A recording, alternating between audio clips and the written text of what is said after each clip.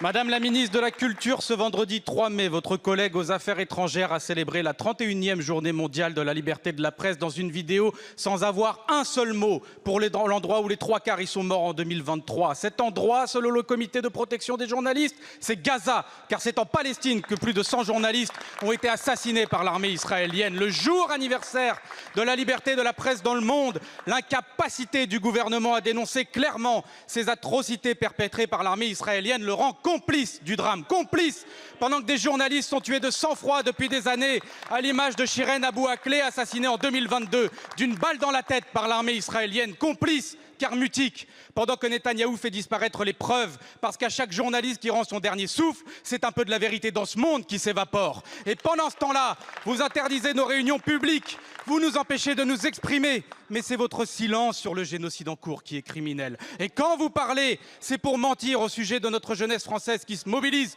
en faisant passer pour un appel au meurtre ce qui n'est rien d'autre qu'un appel au secours. Dans notre pays, un multirécidiviste condamné pour provocation à la haine raciale peut arpenter librement les plateaux télé, mais un humoriste qui fait une blague approuvée par le tribunal est mis à pied sur notre service public. Qu'il est triste ce service public qui se dit Charlie mais qui bâillonne la bande à Charline.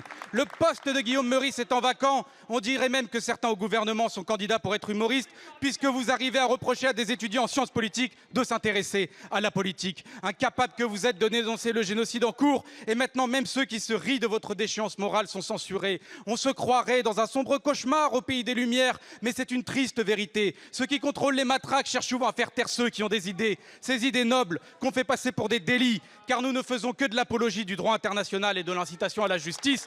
Et il faudrait désormais s'excuser de faire sourire les gens qui ont envie de pleurer de votre passivité. Madame la ministre, si vous vous sentez menacée par des blagues, c'est que c'est peut-être vous la menace. Quand allez-vous faire respecter la liberté de la presse et la liberté d'expression en France ?